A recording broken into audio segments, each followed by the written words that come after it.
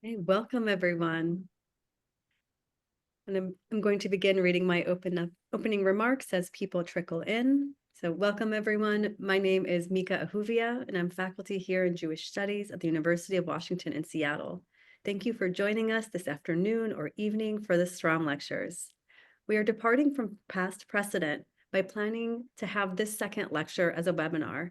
And in part, we chose to do this to make the Strom Lectures more accessible for audiences here in Seattle and around the world. So thank you for joining us in this new format. So before I begin, I have some gratitude to share.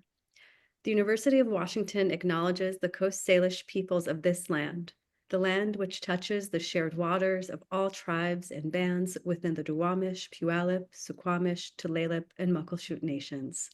My family and I are grateful to live and work as guests on these lands.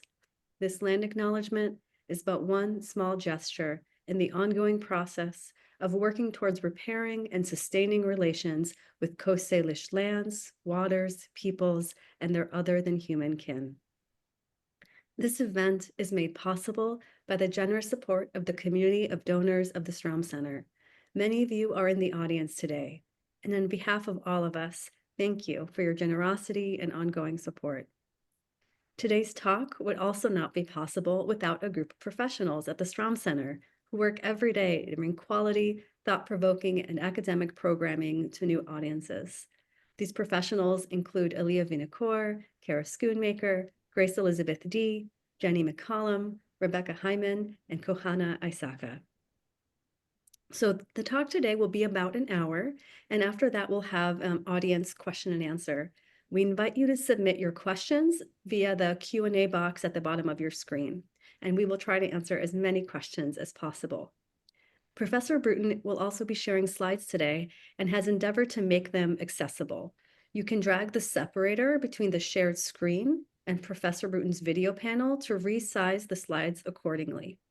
Additionally, you can adjust the speaker and the main window through the view toggle at the top right of your screen. Today's talk will be moderated by Professor Deb Kamen, who will also introduce Professor Brooten.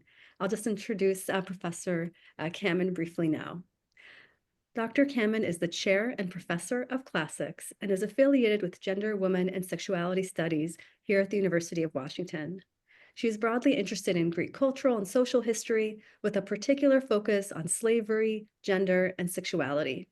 Her first book, Status in Classical Athens, published by Princeton University in 2013, maps a spectrum of 10 social and legal statuses in classical Athens, questioning the ideology of three neatly defined status groups, right? The slave, metic, and citizen, so commonly found in both ancient Greek literature and modern classical scholarship. In her second book, Insults in Classical Athens, published by University of Washington Press in 2020, Kamen examined the range of insults in Athens, from benign mockery to serious affronts. Her third book, published by De Gruyter in 2023, was Greek Slavery, which surveyed recent scholarly trends and controversies in the field of Greek slavery studies and suggests future directions for research. For many years, she has served as co-chair of the Lambda Classical Caucus, a coalition of LGBTQ classicists and their allies affiliated with the Society for Classical Studies. Professor Kamen, please take it away. Thank you so much, Mika.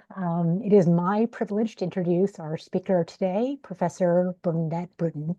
Professor Brooten is Kraft Hyatt Professor Emerita at Brandeis University and the director of the Feminist Sexual Ethics Project. Her work is truly interdisciplinary, bridging the fields of early Judaism and Christianity, classics, slavery studies, and gender and sexuality studies. And she has held, through her career, a number of prestigious fellowships, including a MacArthur Fellowship and fellowships from the Fulbright Foundation, Harvard Law School, and the Israel Institute for Advanced Studies, among others. And her work includes the important book, Women Leaders in the Ancient Synagogue, Inscriptional Evidence and Background Issues, and the edited volume, Beyond Slavery, Overcoming Its Religious and Sexual Legacies. Most relevant to today's talk, Professor Brooten is also the author of Love Between Women, Early Christian Responses to Female Homoeroticism, which was the winner of the Lambda Literary Award for Best Lesbian Studies Book in 1997. Believe it or not, this was the first book in English entirely devoted to the subject of love between women in the ancient world. And it's a tour de force. It draws on not only canonical, classical, and biblical texts, as you'd expect, but also on more popular works like astrological texts, erotic spells, and medical texts. And it's really an inspiration for anyone interested in pursuing ancient social and cultural history. And on a personal note, this book came out when I was in college, and I vividly remember the first time a professor told me about it. And as a budding classicist and a recently out lesbian myself, the very existence of this book, the fact that a book like this could exist in the world, meant so much to me at the time. So please join me in welcoming Professor Brooten for her talk today. Thank you so much. I am very grateful to the Strom Center that is sponsoring this lecture series, to the donors, to the staff whose names have already been mentioned, who have been incredibly helpful to me, and to Mika Ahuvia in particular, who has invited me, and to my colleague, Deb Kamen, both of whose works I admire very much. I've been very lucky to be here in Seattle. Some of you are here and some of you are not. We have a beautiful day in Seattle, and I have been benefiting from the vibrant intellectual community here. So today, I want to start with where Jewish and Christian communities, and I'm focusing on this in this country, are in the US. Some of what I say would apply to other countries and some doesn't. But if we look at the spectrum of places where Jews worship, that is the different streams of Judaism, we find that most Jews worship in settings, the stream of which, that is the denomination or stream of which, is accepting of lesbian and gay, or lesbian, gay, and transgender. It varies, but that includes conservative Judaism, Reform Judaism, Reconstructionist Judaism, and then many other smaller movements such as the Chavurah movement and so forth. And Orthodox do not, and what those called Haredim, sometimes called ultra-Orthodox, do not, which doesn't mean that there's no acceptance or that there aren't people in those communities, Orthodox lesbians raising children religiously, following halakha and so forth, but there's not an official recognition. If we compare that with Christians, the majority of Christians worship in churches that are not accepting officially. That is Roman Catholicism, the Southern Baptist Convention, the Church of Jesus Christ of Latter-day Saints. Smaller churches are the Episcopal Church USA, the Presbyterian Church USA, the Lutheran Church of America, and more recently, United Methodists. And there are 50 types of Baptists in this country, and some are accepting and some aren't. So the Southern Baptist Convention is not, but American Baptists and many other Baptists are. But there's a discrepancy.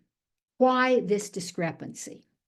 So I can't answer all of that today. I can look back to the classical texts and traditions to try to answer it to a certain extent.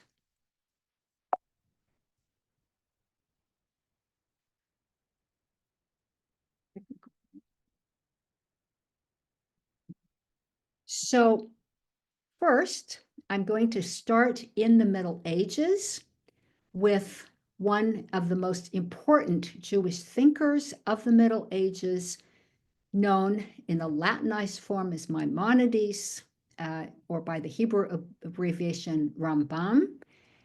In the 12th century, he lived first in Spain, then Morocco, and then in Egypt. And he wrote his classic work the Mishneh Torah in Egypt. And this concerns prohibited sexual relations. And he first says there is no biblical prohibition of sexual relations between women. And I will come to that in a moment.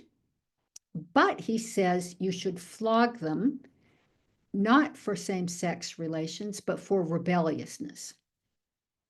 And he says women may not marry women as in Egypt. I will show you the ancient source for that. The ancient source actually says the Egyptians and the Canaanites, whereas he just says Egypt. He's living in Egypt at the time. And so he says, among other things, to husbands about women who are known for this kind of thing, keep your wives away from them. So let's go back to the earliest sources, namely the book of Leviticus, part of the Torah, sacred to both Jews and Catholics. So Leviticus 18:22 is a prohibition of sexual relations between males. And Leviticus 20:13 gives the penalty for such relations. So I will read it here in the Jewish Publication Society of 1985 translation. If a man, and you can see I've put the Hebrew here, there's some readers of Hebrew and speakers of Hebrew in the audience, and you can see that. If a man lies with a male, as one lies with a woman, that is literally the lyings down of a woman, mishkaveh isha in Hebrew, the two of them have done an abhorrent thing. We also translate that sometimes as an abomination, and the Hebrew is to'eva. They shall be put to death. Their blood guilt is upon them. Okay, so that is a very stark penalty, so that this type of relations is to be taken very seriously. What we find in both Leviticus chapter 18 and Leviticus chapter 20 that also include other prohibitions, especially concerning incest, but also concerning a woman having sex with an animal and so forth. We find no mention of female-female same-sex contact, nor anywhere else in the Tanakh, the Jewish Bible. And we have in the post-biblical period, so I mean after the time of the Tanakh, of the Jewish Bible, Jewish thinkers beginning to take up the question of sexual contact between women. So this author, Pseudo-Phokylides, living in the 1st century BCE to the 1st century CE, in a poem, a hortatory poem, an exhortation poem full of exhortations, writes, "Do not transgress with unlawful sex the limits set by nature." So notice the category of nature here. "For even animals are not pleased by intercourse of male with male." So ancient authors sometimes said animals do such things, and sometimes they said animals don't do such things. Such things, these same-sex sexual contacts, can be observed in nature. But some people said, no, even the other species don't do them. "And let not women imitate the sexual role of men." And again, I've put it in Greek for some people who read Greek. So this is about imitating. So we will get back to that. What does it mean for a woman to imitate? Well, here is an erotic-themed oil lamp. It's from the time of Pseudo-Phokylides, and it's found in the British Museum. You can see it is a well-used oil lamp. You can see that soot around the bottom, where the smoke came out. And it depicts two women, one performing oral sex on the other, and the woman upon whom oral sex is being performed has one leg lifted high into the air. So this does not look like an imitation of what men do. That is, there's nothing about penetration here or even rubbing their genital parts together or something like that. And there are others of this type of artwork that are known. We don't know with respect to this particular oil lamp, was it meant more for the titillation of men who were using it? You know, we can't ascertain precisely. I understand, however, that there are also mirrors that women would be using that had such imagery. There's a painting in the bathhouse just outside of Pompeii that has a depiction of oral sex and other sexual acts. So they were known. They were publicly depicted, and they're part of the world of pseudofoculides. So another approach to women having relations with other women is a term that I had not used in my previous publications. I've only now become persuaded of it. It took me a long time to be persuaded, namely the term gynandros. So gynandros comes from two Greek roots, gyn as in gynecology, for example, and andros, which comes from the Greek word for man. And you have the parallel that may be more familiar to you, androgynos, androgyne. So it just has it reversed. So it's a man with female-like qualities or a woman with male-like qualities, something in between the two. And Philo of Alexandria, again, the 1st century BCE to the 1st century CE, at 3 different points speaks about this.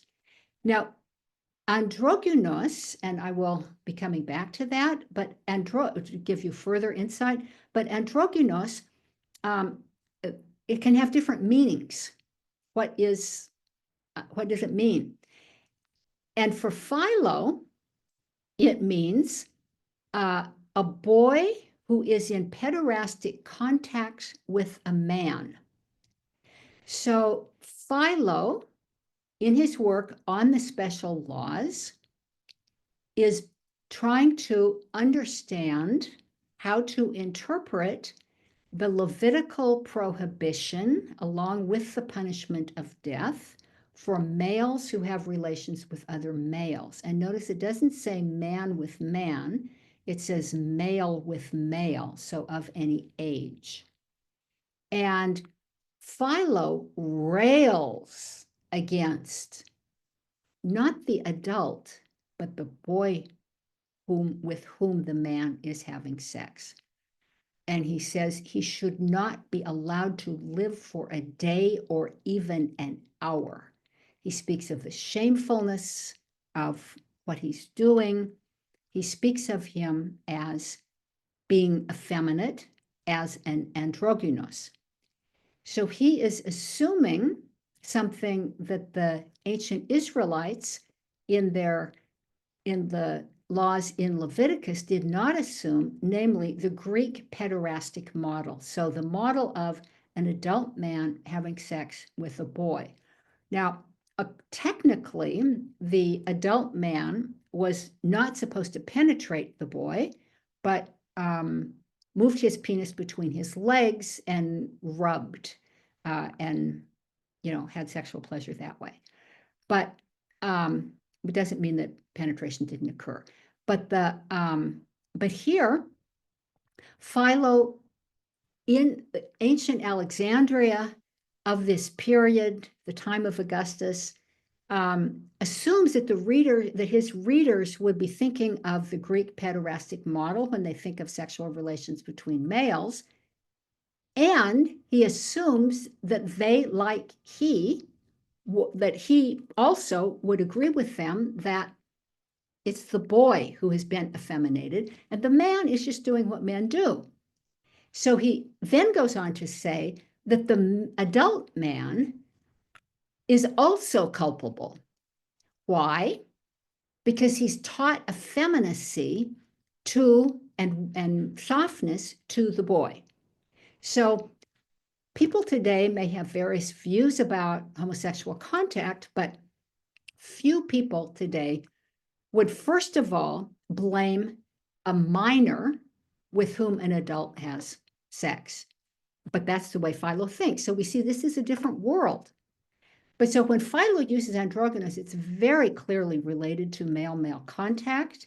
And for that reason, I agree with a man by the name of Cesnat, a scholar, who has argued that gynandros also, because it's placed parallel to androgynous, refers to female sexual contact.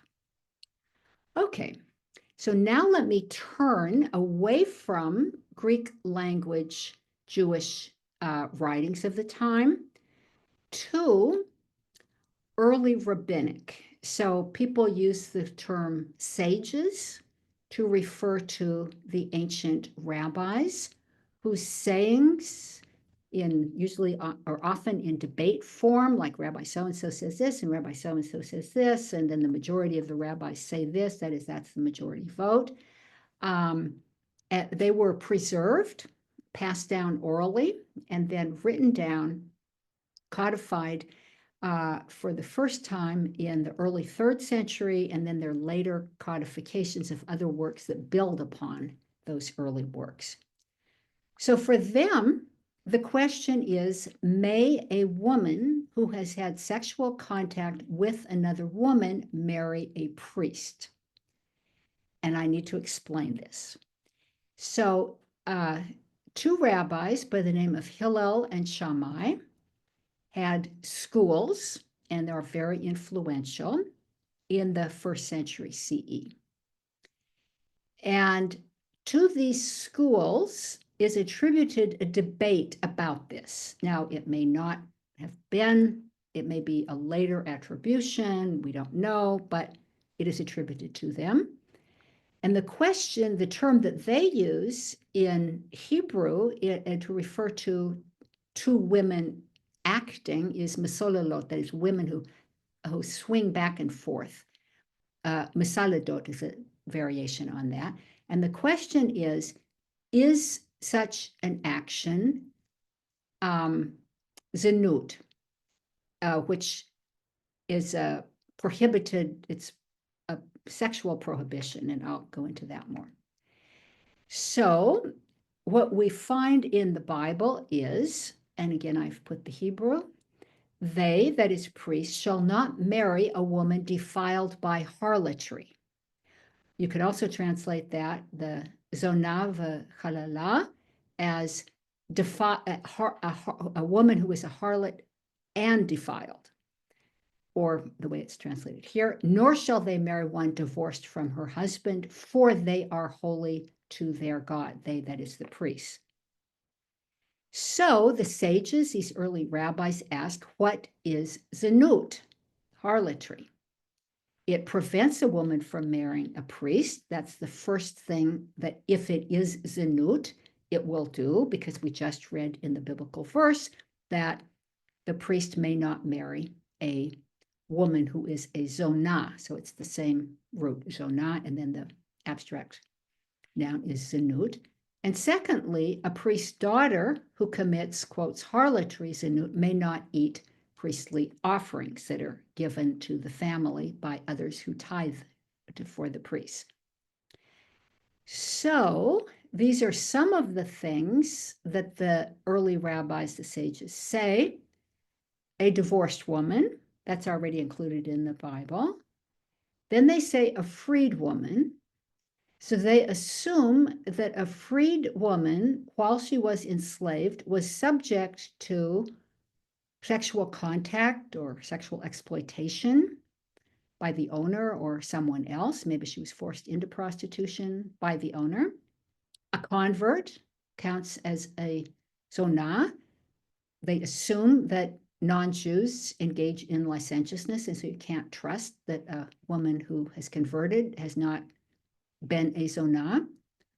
And then any Jewish woman who has had illicit sex with a man, for example, in the form of incest or having sex with a non-Jew. So the question now is to go into a little more detail with the text. So a woman who rubs a misaledet in the singular with her minor son, Beit Shammai, that is the house of Shammai, the school of Shammai, declares her unfit, that is to marry a man of the priestly class. So in other words, if a woman has sex with her minor son, rubs with her minor son, she may not marry because it counts as her having been a harlot. And Beit Hillel declares her fit. So Beit Hillel thinks it's not sex of a category that counts as sex. Two women who had rubbed, misaldot, each other, Beit Shammai declares her unfit to marry a man of the priestly class, and Beit Hillel declares her fit. So again, it's the same thing. The issue at stake is what counts as sex. Now, we have another text, a fascinating early rabbinic text. And in my opinion, this text is the result of the early sages looking for a verse to support their view that women should not have sex with each other, because it isn't in Leviticus, but in the Roman world, other Jews are beginning to speak about this phenomenon, and others are speaking about the phenomenon of women having sexual relations with other women. So this is a commentary on the book of Leviticus called the Sifra. And I read in translation, "You shall not do as they do in the land of Egypt. You shall not do as they do in the land of Canaan." So that is Leviticus 18:3. So notice it's in the same chapter as the prohibition of men having relations with other men. And what did they do? So the rabbis say, what did they do? Did they build buildings like them or plant plants like them? In other words, what are you not supposed to do? Are you not supposed to use their forms of architecture, their forms of agriculture?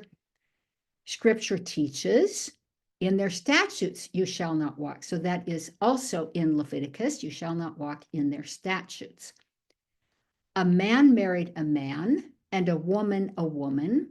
A man married a woman and her daughter, and a woman was married to two men. Okay, so every category of prohibited sexual relation here, or marriage, even more than just a relation, is already elsewhere prohibited in the Bible. So a man married a man, that's already prohibited by a man having sex with another male, like the lying down of a woman. A man married a woman and her daughter is elsewhere prohibited, and a woman who's married to two men is also prohibited. Only a woman marrying a woman is not prohibited.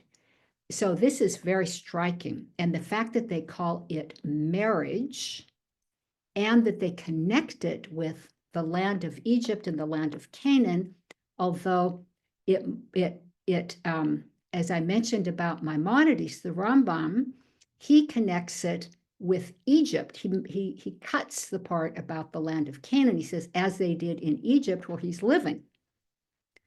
So what does this mean? What is the point of saying this about these different kinds of prohibited marriages? Is it a horror film of the worst ways in which Jews and idolaters marry? That is a polemic, and this is horrible, and can you even think of such a thing? Or might it be an early form of African woman-woman marriage? So the Rambam is living in Egypt. This is connected with Egypt. There are also other ancient sources from the Roman period that connect woman-woman marriage with Egypt.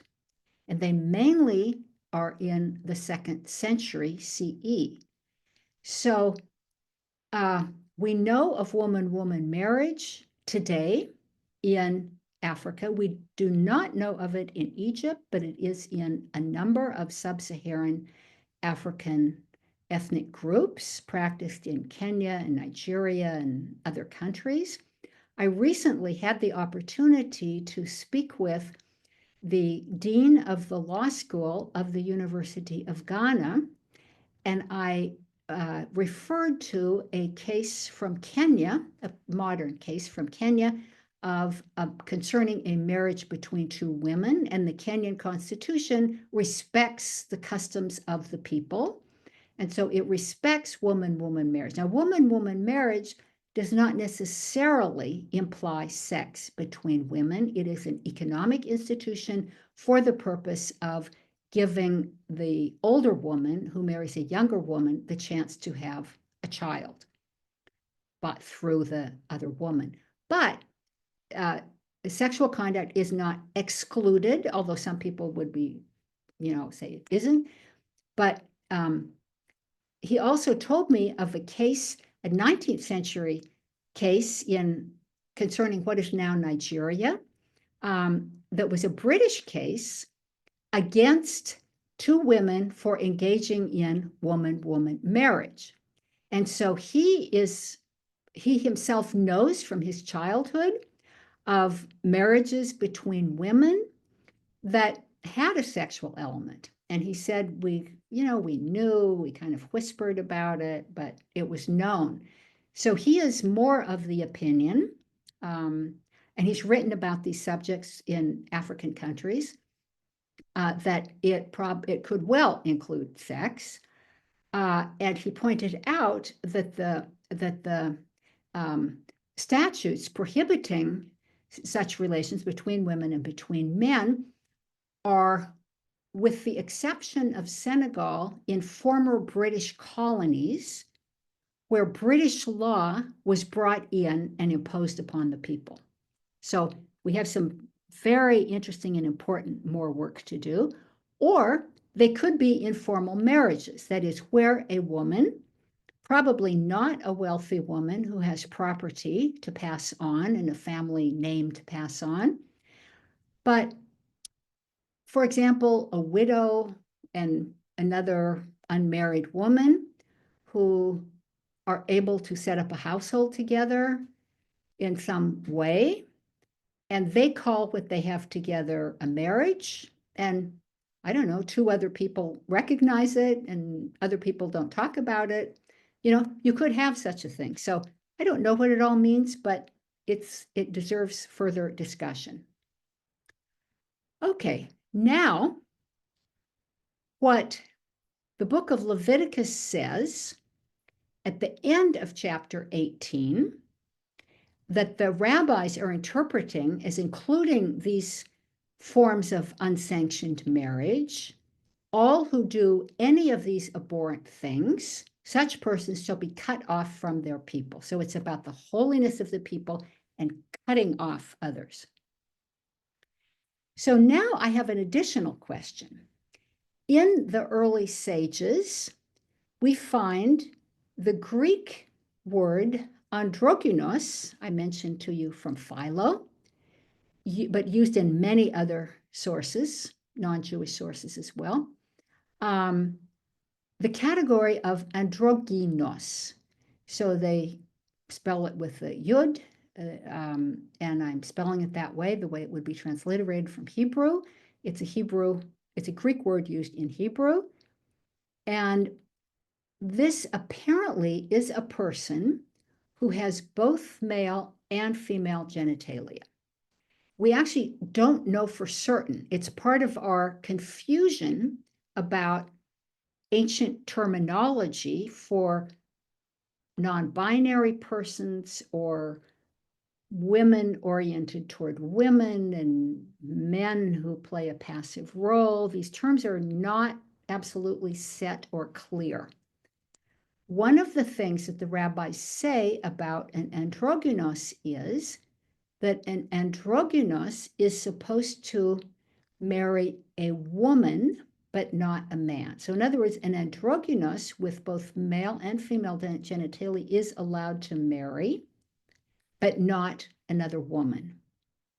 So that is of help for this discussion, because why? Is it because the penis is considered the most significant part of that person's identity with respect to gender? Is it because the rabbis are very pro-natalist and want there to be Jewish children as part of the command to be fruitful and multiply? Or could it also be that if an androgynous marries a woman and they, who both have a clitoris and a vagina, genitally stimulate each other, it doesn't count? So is it part of the it doesn't count phenomenon? Okay, let me turn now to Paul.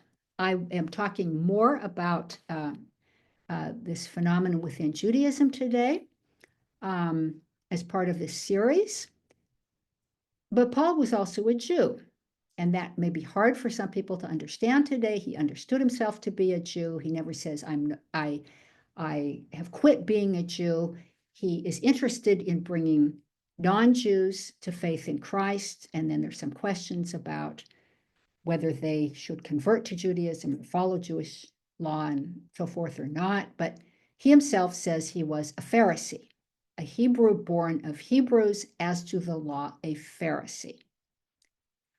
Okay, so before I get into that, I want to say that the Acts of the Apostles also say that he studied at the feet of, in Greek, Gamaliel, in Hebrew, Gamliel. Rabban Gamliel is a very famous rabbi of the first century. Paul himself in his own letters doesn't say that. The Acts of the Apostles say it. And I don't know, if the Acts of the Apostles are 100% accurate here or not, but the minimum, he was a Pharisee. So what did he learn in his Torah school as a Pharisee? In his letter to the Romans, a community that includes both Jews who follow Christ and non-Jews who follow Christ, I assume that the Jews who follow Christ continue to go to the synagogue and continue to practice the Jewish law, and he doesn't say they shouldn't. He writes, and the context here in Romans is people who practice idolatry, especially the Egyptian form of idolatry. So the wrath of God has come down, and he then goes on to say, upon these people who have turned away from the true God and worshipped in the form of human beings, and including in the form of reptiles, which makes me think especially of Egypt. And there are other reasons to think he's referring to Egyptian, what he sees as idolatry. And he then writes, therefore, God gave them up in the lusts of their hearts to impurity. We'll come back to that term, to the degrading of their bodies among themselves. Their females exchanged natural intercourse for unnatural, and in the same way, also the males, giving up natural intercourse with females, were consumed with passion for one another. Males committed shameless acts with males and received in their own persons the due penalty for their error. They know God's decree that those who practice such things deserve to die. Yet they not only do them, but even applaud others who practice them. Okay, so right now, looking at Paul as a Jew, I have an immediate question. Why does Paul write impurity? Leviticus 18:22 and 20:13 wrote, abomination or abhorrence is what the relations between males are. And then when the rabbis, later than Paul, those rabbis in the interpretation, the commentary on Leviticus, the Sifra,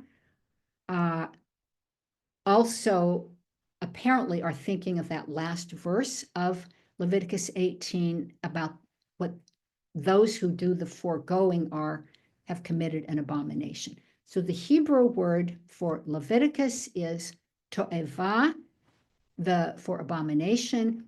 The Greek, the ancient Greek translation, the Jewish Greek translation called the Septuagint, uses the word bdelugma, and Paul uses the Greek word akatharsia. So in other words, the Bible, that is Leviticus, uses in Hebrew a word for abomination, and in Greek, a word for abomination, and not impurity. Impurity within Judaism is a separate phenomenon. Impurity is something, it may include morality, but it doesn't have to. And so you may become impure from a particular action. And then there's certain things that you can do. You may have to go to the mikveh and so forth. And the next day you're pure again. So it's something that can be changed. Whereas a to'eva or bdelukma is not something that you can just like do some ritual washing and be rid of. So yes, so I want to say one more thing about this, actually. I'm going to say something irreverent, which is I don't think that Paul did well in his Pharisaic law school. I don't think that he actually got the terminology right. He wasn't really interested in law. Some people love law. They love the precision of law. They love the hypotheticals of law. I don't think Paul was one of them. Paul thought in other ways. He thought in exciting ways, but law was not one of them. And I think he is using the term impurity inappropriately. I think he maybe doesn't even get the difference, or he doesn't think about the difference, or it's not important to him. So that's one part of it. Another thing is we saw with the other Jewish commentators, the Greek Jewish commentators and the House of Hillel, the School of Hillel, the School of Shammai, they're debating, the rabbinic sources, they're debating whether you can marry a priest or not. They're not saying whether you're going to be executed or not. Whereas Paul says those who do such things are deserving of death. So, in other words, within a Jewish spectrum, if I use a totally anachronistic term, you could say he's a right-wing Jew from the way he's looking at this. That's a totally anachronistic, but you see, looking at him as a Jew, we have a different picture of him. Okay, so now I'll sum up the ancient Jewish responses. First of all, don't imitate male sex. So you have the category of imitate, which might imply penetrate in some way. Whatever it is, it's an imitation. It's not a real thing. Don't transgress gender boundaries as a gunandros. So that's also a theme that occurs in other, especially Greek language, but also Latin categories, and certainly in early church interpretations of Paul, gender boundaries, you're supposed to keep them strict. Then we have zanut, that is this, harlotry, could lead possibly to not being able to eat the priestly offerings or have a priestly husband. But the sages decide that, as the majority opinion is, it doesn't count as harlotry. Then we have marriages between women. And if we go back to the end of Leviticus, that could mean being cut off from the people of Israel. So it's very serious, although they don't place a penalty at that moment in the Sifra. But they also, they also say marriage between an androgynous and a woman is fine. And the question is, because two persons with a clitoris can't do anything that counts as sex, I don't know, but I wanted to introduce the androgynous into this discussion. Or, Paul, female unnatural sexual conducts as a result of idolatry, deserving of death. Okay, so the question is, why do Jews begin addressing sexual acts between women in the late Second Temple, early Rabbinic period? It wasn't in the Bible. Why did they do it? These are some suggestions that I would make. Female homoeroticism is more open. I've referred to some of these here already. Cunnilingus, we also have a graffito poem found in Pompeii and this bathhouse wall painting. Also, Greek and Latin authors discuss sexual contacts between women, including astrologers. And astrologers might be key here. That is, I don't think that Jews were reading the poet Martial or Ovid. Maybe those in Rome were, but elsewhere they probably weren't, and maybe not even those in Rome. But I think they were reading astrology, and astrology speaks of various erotic orientations coming into being in a human being based on the configuration of the stars, by which they mean planets, the moving stars, they call them, under which one is either conceived or born.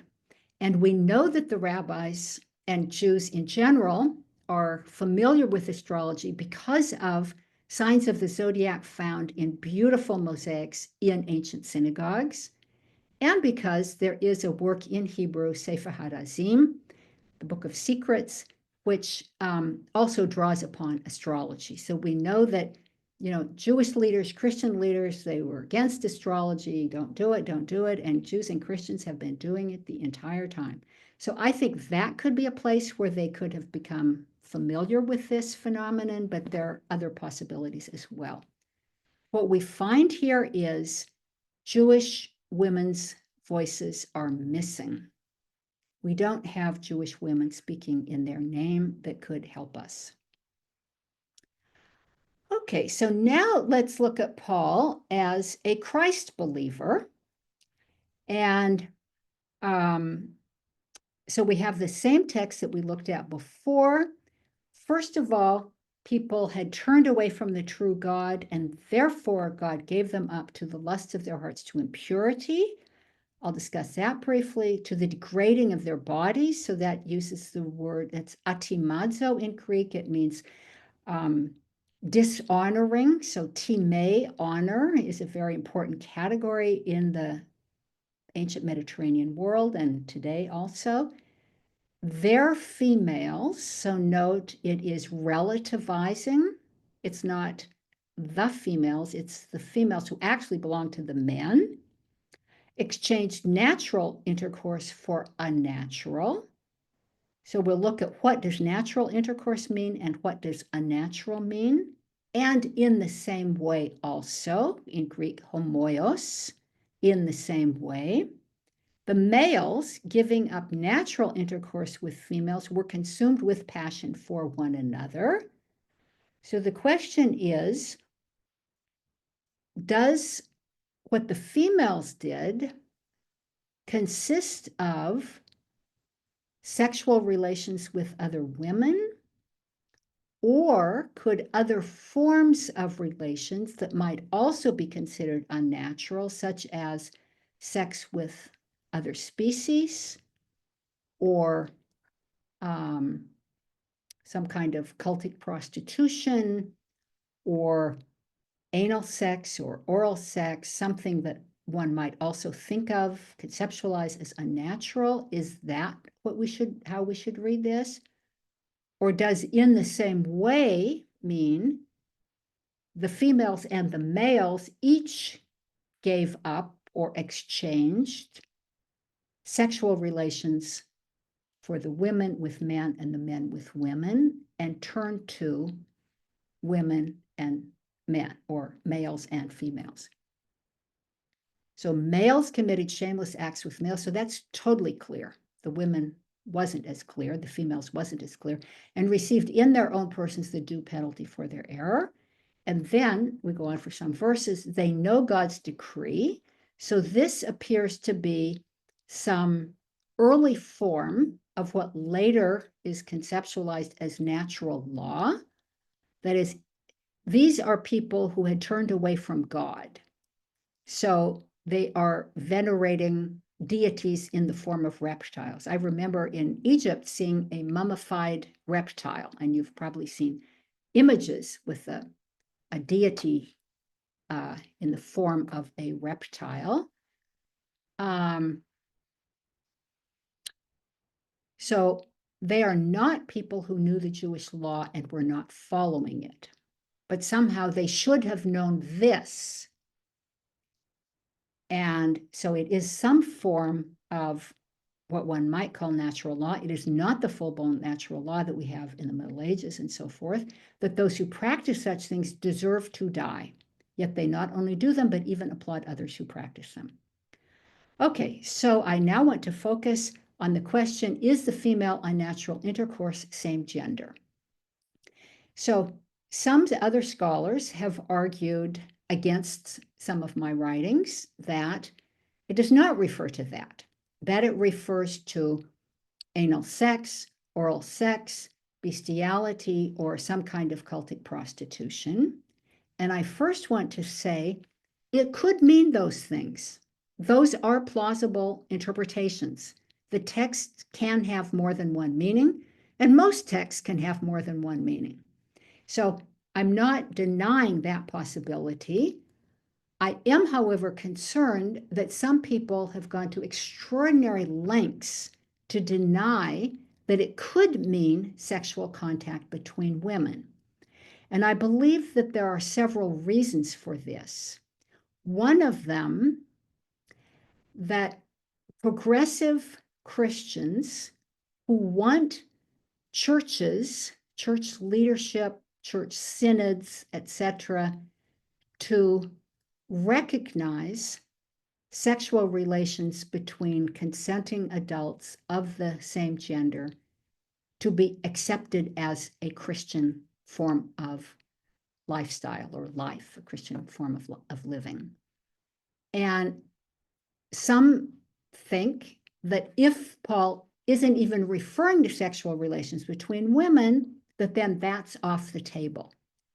And I'm very concerned about that because,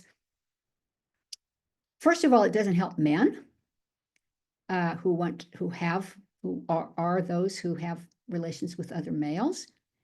And secondly, I have spent a great deal of time in my life arguing that Romans 16:7 refers to a female apostle and not a male apostle, or that Yael in Aphrodisias, a Jewish woman who was the head of a charitable organization, was not really a woman named Yael, but a male named Yael, and other examples like this. I've spent so much of my life arguing that women are being erased in an improper historical fashion, in a way that's not true to history. And I'm concerned that even though it seems positive, saying that female-female relations are not part of it is another way of erasing women.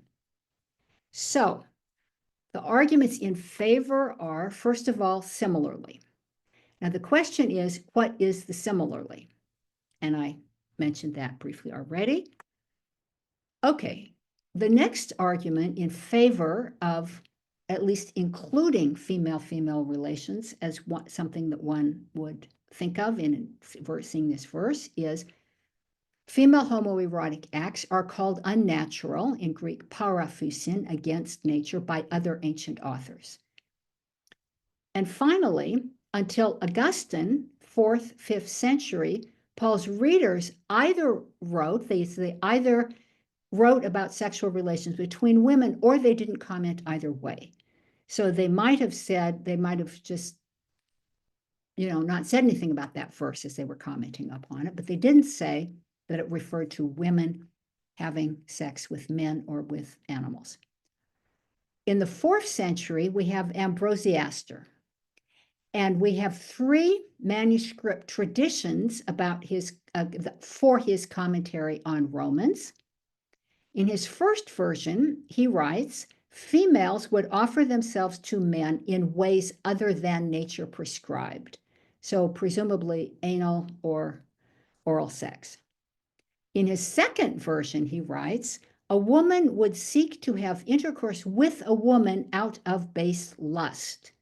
So he changes, saying the opposite. And in his third version, he says, even today one may come upon such women. I think that that is crucial because he could well have thought there is no such thing as sexual contact between women until he saw someone around him engaging in it. I mean, not literally engaging in it, but he saw that that phenomenon existed and that there are such women. So that is very striking. Augustine, however, said it referred to sexual relations between women and men. Okay, so the next question is, why did Paul condemn sexual relations between females? So the terms he uses are of significance. I don't have time to go into the details here, but the lusts of their hearts, impurity and dishonor. And so I argue especially that both the impurity and the dishonor have to do with gender boundaries, and impurity could be construed, there are different forms of impurity, but it could be construed as the women are not fully women and the men are not fully men. They're somehow blurring the boundaries here. We saw that with Philo, androgynos and gunandros. That would fit very well here. And Philo lives contemporaneously with Paul. And dishonor also has to do with bringing dishonor upon a family. So, and again, it is very gendered within a family that a woman is at special risk of bringing dishonor upon the family. Also, we find that others of Paul's time condemned sexual relations between females. There is some evidence for acceptance, but there's also a great deal of evidence against. So Paul would be like some others in the Roman world. And then we see how the earliest readers who took him as referring to sexual relations between women spoke about what he was doing. And for example, John Chrysostom, John of Antioch in the 4th century, Antioch is one of the 4 major cities of the Roman Empire. He says everything was turned upside down. So again, it's this image of it's like everything is topsy-turvy, the order of society, the gendered order, the hierarchical order of a man being the head of a woman in Paul's terminology, or that a woman is born to be passive, as one Latin author puts it. They interpret in a gendered way, as have I, Paul's letter to the Romans. So in other words, I am in line with some of those early Christian authors. Now, if I had time, I would go into a Christian discussion, 2 Christian discussions of marriages between women, and then other sources on that subject, but I don't have time. So I want to come to the end here and get back to our original question. So Jewish communities in the US today. So first of all, I'm speaking here now of sexual relations between women, although they're usually taken in tandem with sexual relations between males, but not always. So for example, the conservative movement, the conservative tshuvot, the response on this subject as to whether persons living in a same gender relationship may be ordained to the rabbinate, or may become a cantor, or may have full honors within a synagogue. Those are the questions today. Do distinguish between women and men. First of all, it's not, but with respect to women, it's not biblically prohibited. Secondly, the earliest classical sources give no punishment. It's the Rambam, Maimonides, in the 12th century, who says they should be flogged, but not for sexual relations between women, because they are rebellious. There's a category of rebelliousness. Thirdly, be fruitful and multiply is very important within Judaism. That is from Genesis 1:22, and the sages take it as incumbent upon men and not women. Now, that doesn't mean that you shouldn't encourage women to be part of it, because you obviously need women, but it's not that women are required to.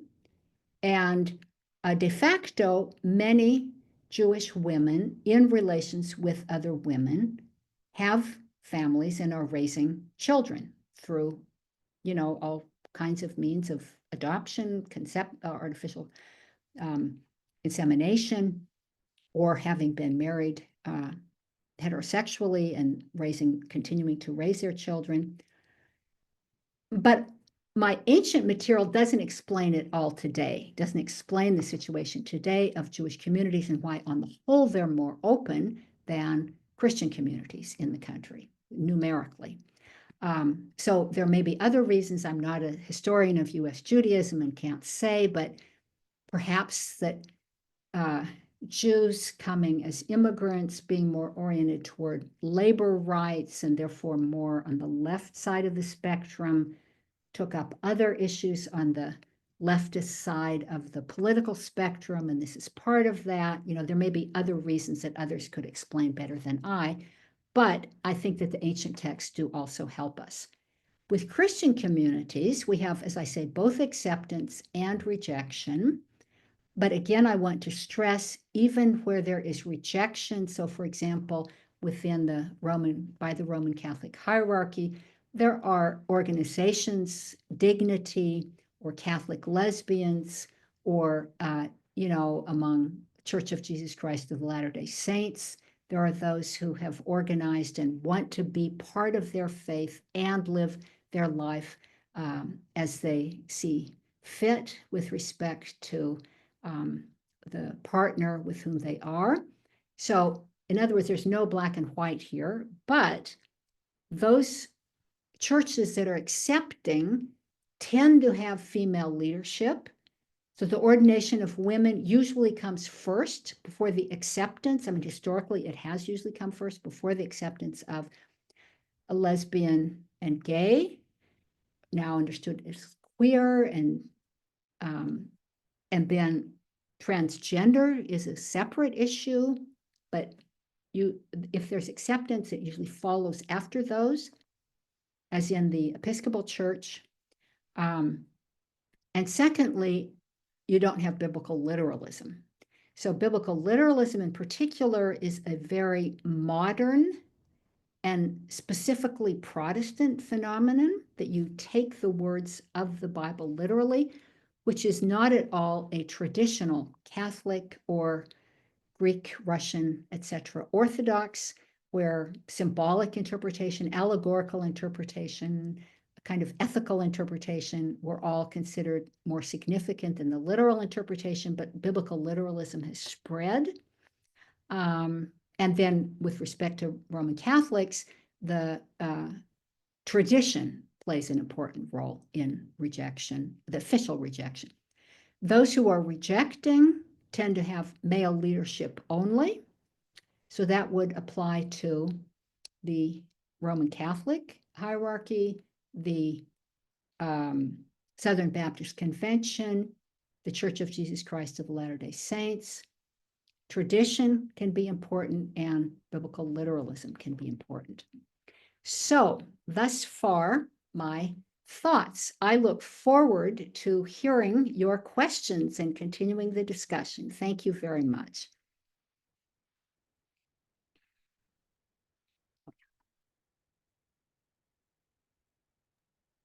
All right, thank you so much for a fabulous talk, which I'm sure is going to generate a lot of conversation and questions. Just a reminder for people who want to ask questions, you can just put your question in the Q&A. There are already a few questions, so I think I'll begin by just reading aloud some of the questions that we have here.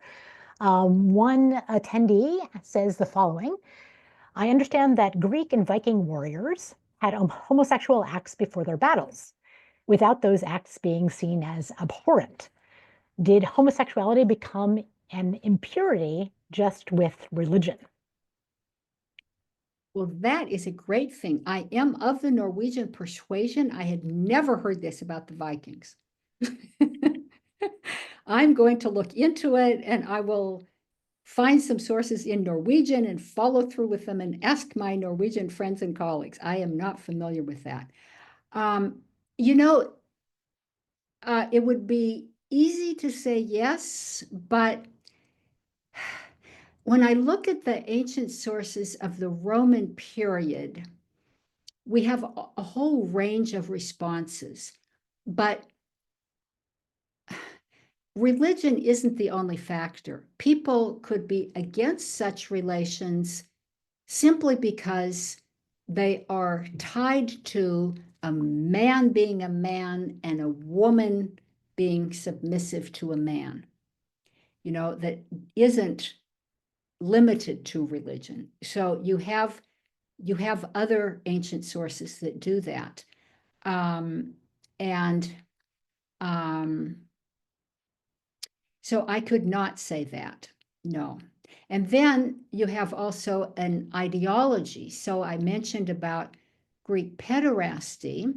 Well, in the Roman period, Roman citizen parents didn't want their citizen sons to be involved in pederastic relations. It doesn't mean that such things never occurred, but it was not the ideology to allow that. They had no difficulty with Roman citizen men penetrating enslaved males of whatever age, foreigners, captives, and so forth. But they didn't want their boys to be in any way passive. So, that is deeply cultural. It's not religious.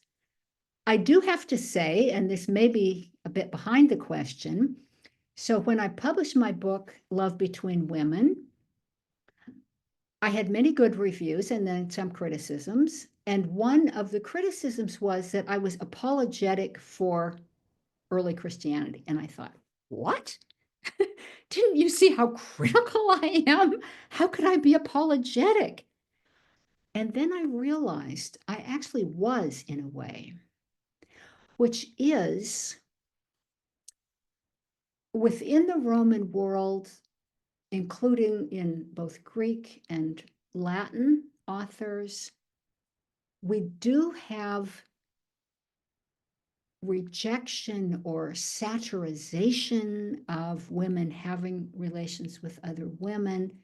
And we have debates about pederasty, for example. Some non-Jewish, non-Christian authors say it's fine, it's the highest form of love, and others say, no, no, no, the boy is humiliated and unhappy and so forth. But they don't talk about death. They don't talk about capital punishment. And whereas in Christianity, you get this thing in Paul about being deserving of death, but then you start to get in what are called early Christian apocalypses. So these are called also tours of hell.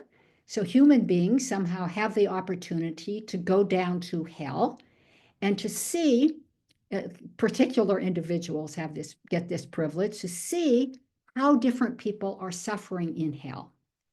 And so you see different sins, and the sins are usually related to the punishment. So for example, someone who lies might be tortured on their tongue, and so forth, other comparable.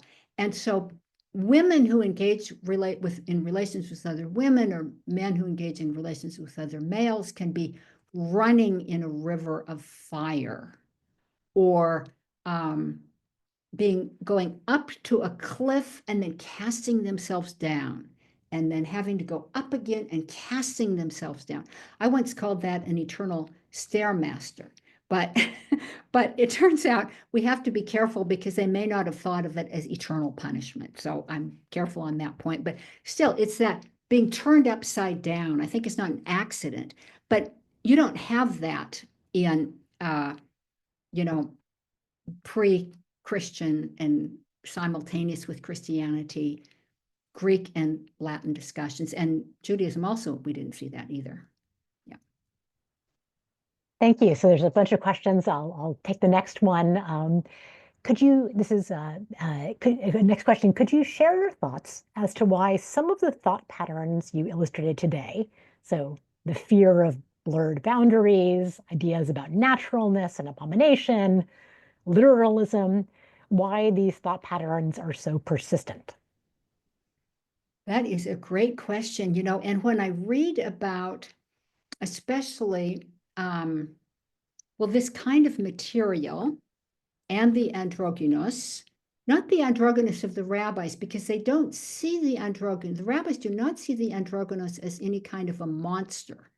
Like some people in the Roman world saw an androgynous, a person with male and female genitalia, as a monster. And in the Republican period, apparently it was not uncommon, or it's described as not uncommon, to take such an infant at birth and cast them into the ocean or Mediterranean, cast them into the sea or kill them in some way, because it's like, we've got to get rid of this from us.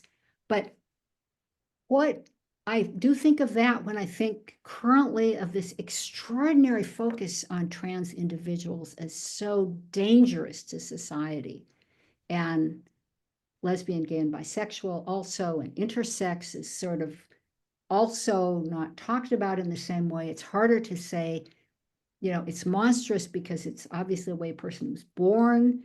But the extraordinary, like the focus, the extraordinary concern about that,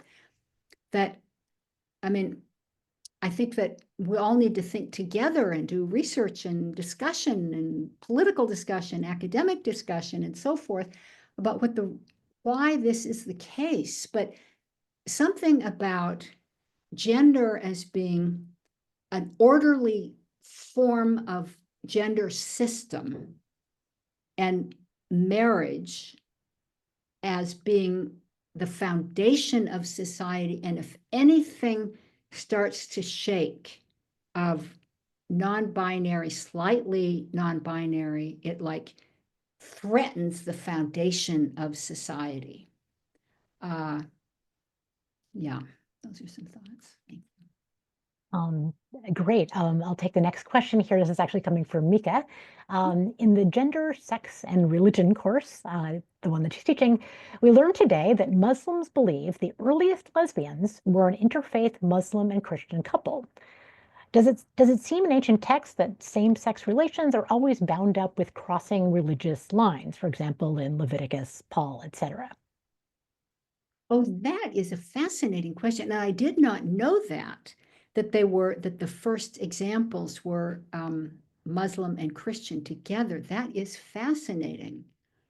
Huh. I mean, it's certainly not for the rabbis. They're speaking about Jewish women, Jewish daughters. Maimonides is speaking about your wives, that they're women who are like this. They're somehow women like this, but they apparently are Jewish women like that, and you should keep your wives away from them. In Philo, I don't know that that's the case. It certainly is the case in Paul, and it is the case in Leviticus, that connection with the holiness of the people and having to expel what is not holy from you, which is, certainly connected with other religions, and then the Egyptians and the Canaanites and so forth. I don't know, but it's fascinating. Some of the few examples that we have in Christianity of actually knowing of those accused of having sexual relations were in the white monastery, or the parallel to the white monastery, so in Upper Egypt, that is southern Egypt, Coptic-speaking Christians under a monk named Shenute are accused of having hastened after a woman, and a penalty is prescribed, and their names are given. So whether or not they did this, we have their names. And so that is fascinating to me, that we have some, but they're within a monastery. They're not with anybody outside. They're in the monastery. And Christianity, of course, creates the ironic situation of opposing same-gender relations and then putting people in same-gender communities where they're likely to, where they could come into being. But I want to mention also a doctoral student at the Catholic University of Australia, Rebecca Lloyd Hageman, who is working on relations between women, partnerships between women, which may have included a sexual element, as her dissertation. So that's something to look out for. All right, so many good questions in here. Okay, someone asks, I wonder if you have thoughts on mapping the way the gunandros and the androgynos are treated in these texts, mapping those conceptions onto the 19th century idea of the invert. Oh, how fascinating. Oh, that's a great question. I have never thought about that. Let me think on my feet. And I'm standing and not sitting, so I would have more energy, but let me think here. So the concept of the invert is the like turned backwards. And it would be very interesting to see whether they use any similar terminology. You know, that's where I would go to see whether they might have known of some of these concepts. I don't know. You also have in Germany, Hans Magnus Hirschfeld, a German gay man before the Second World War, who was foundational in German research on sexual inversion. They also used the word Uranian from Greek Uranos, meaning heavenly. And so they had that term that they used, and they also spoke of a third gender. So that would be another place. So, I mean, that's part of that invert model, but that would be the place that I would look to see whether they received any of this. Yes, thank you. Next question I'm going to read aloud is from Lori Marhofer, who has written a book on Hirschfeld and may actually know the answer to the previous question. But Lori's question here, he asks, I was wondering what you make of the argument that I've seen medievalists make, Ruth Madzo-Karas in particular, that Paul and similar early Jesus followers are part of a movement towards aestheticism with regard to sex that you see in other cults in the ancient world at the same time. And that's what gives rise to Paul and others authors' deep concern about sex, which is why generally Christianity is harder on queer sex than other faiths. Whereas by the medieval period, celibacy is the best way to live for a Christian. You just don't see that extremity in Judaism. That's absolutely right. And this gives me the opportunity to say some things that I didn't have time to say, which is, first of all, the questioner is absolutely on topic with stressing that it's not only an early Christian phenomenon, it is a broader phenomenon. So I have sometimes had my students at Brandeis read, or I've read aloud to them so they wouldn't know the author, from the ancient medical writer Soranus of the 1st, 2nd century, who writes about virginity, and he says it's healthier. It's just not good. Sex isn't good for you, and talks about the value of virginity for, keeping your body healthy and so forth. And I say, where do you think this is from? Well, of course, I think it's Christian. I say, no, it's not at all. It's a medical writer. It has nothing to do with Christianity. And you have philosophers, especially in the Platonist tradition, that promote celibacy also. And then you do have some Jewish celibate communities, such as the Therapeutridis and Therapeutoi, about whom Philo of Alexandria writes in the 1st century. Some of the Essenes, of those of the Dead Sea, in the area of the Dead Sea Scrolls, but they were also in other locations. Some of them married and some didn't marry. And so it's part of a broader phenomenon. And so I think with the development of early Christianity, that certainly is true. And I would add that for some parts of Christianity, especially Catholicism and probably Greek Orthodoxy and other Christian Orthodox churches, the fact that celibacy is always considered to be an important form of Christian life, whether we now think it's the best form or not, certainly many people have thought, Augustine onwards thought it was the best form of life, makes it easier for church leaders in those traditions to say to a couple in a same-gender relation, just be celibate. Whereas that's not the tradition of the rabbis So the tradition of the rabbis, that the tradition within Judaism that became the most prominent was not the ascetic parts of it, the Essenes, the Therapoi Treatise, and so forth. It was the pronatalist side and the pro-sex side also. So, for example, anal sex between a husband and his wife, the rabbis are not against it. They're very different. So I think if you compare the contemporaneous rabbis with Augustine, so he lives at the same time as some of the rabbis, Augustine is a micromanager.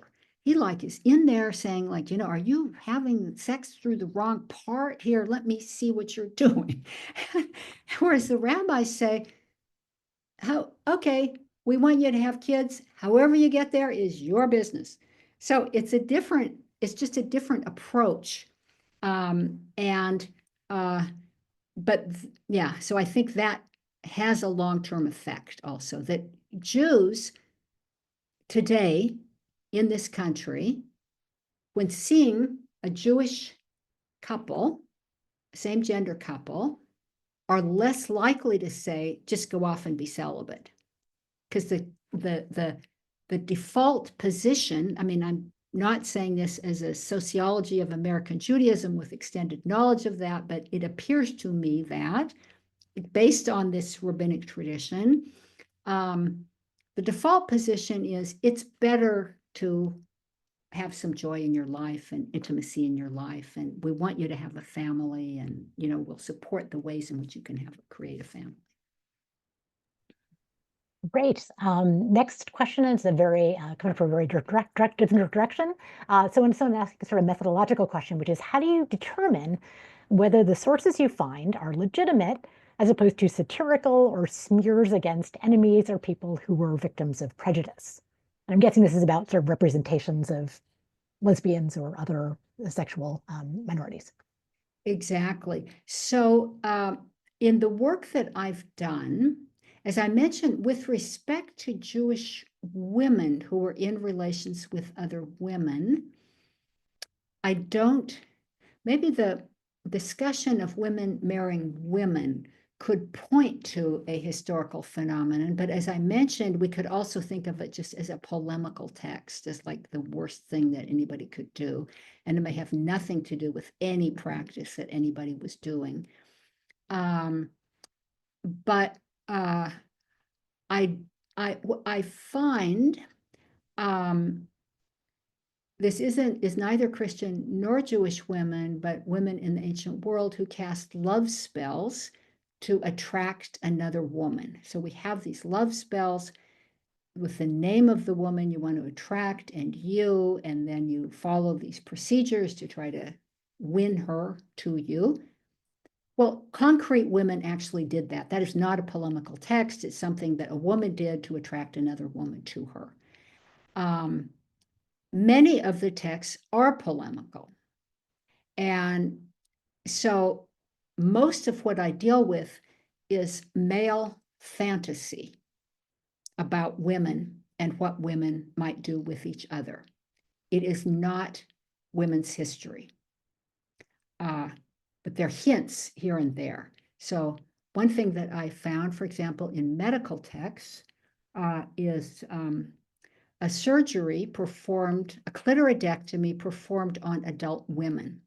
And one of the texts says she has to be held down by men. So this is not something she wants or is not painless. And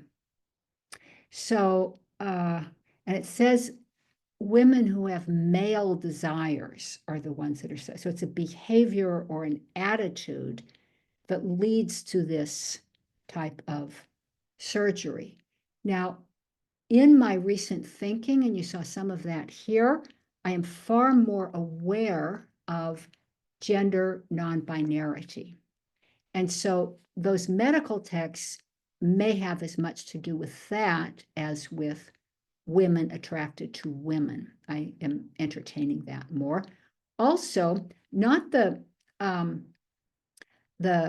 rabbinic text that I quoted to you today concerning women marrying other women, but some of the other texts on women marrying women could be a woman with a non-binary person. So it says woman, but what if she was a woman but had ambiguous genitalia, or didn't call themselves a woman? So there's one love spell, for example, and the name given is Pantus, and the alternative is spelled differently, Paitus, and that pan or pas at the beginning of the name means man in the Egyptian language. So it's like man, he-man or something, But the pronouns used are female. So I interpreted that previously to mean that this person, a woman using female pronouns, took on a male name, to like either had it or took it on, something. I now wonder whether that is a person who was non-binary, and the use of the male part of the name and the female pronouns are part of the story that I may have missed earlier and have now become more aware of. Yeah. That's great. And this makes me think of how people are rereading McGillis and Lucian now. Exactly. In exactly the same way. Okay, so another question. Do you notice a wider pattern of female homoeroticism being associated with Egypt in religious or secular texts? This person says, the homoerotic couple in Iamblichus's Babylonian Affairs, where one of them is the Princess of Egypt, came to mind for me. Exactly. Yes, that's exactly what I'm thinking of. So Iamblichus and Lucian, who doesn't refer to Egypt, but also to church fathers, Clement of Alexandria, who lives in Egypt in the 2nd century, speaks of women marrying other women, and he uses it in the active and the passive, marry, because marriage in the ancient world is not equal. It's a man marries, a woman is married passively, and the same in the Hebrew. A man marries, nosei, and a woman is married, niseit. So he lives in Egypt. He says that. And then you also have Ptolemy of Alexandria, so also in Egypt, who speaks of, in his astrology, speaks of Tribades. So I'm going to leave it untranslated for the moment, but it refers to some kind of women or male-like women, but could even be what we would call transgender, non-binary in some sense. That depending on the planets, they may have their relations in secret, or if it gets worse, that is depending on the planet then in the ascendancy, they live their lives as if they were married. So there is an as if. It's not they are, but it does say married. So some of and then also Eusebius, a church father of the 4th century, who apparently spoke with at least one rabbi about how to interpret Leviticus 18:3, because he also takes Leviticus 18:3. He lives in Caesarea, so there are rabbis there with whom he could have spoken, and they would have spoken Greek together, and he would have spoken Greek, they would have known Greek also. He says that in what happened with what the people in Leviticus 18:3, that is you shall not do as they do in the land of Canaan, you shall not do as they do in the land of Egypt, was that they engaged in illicit sex and improper unions.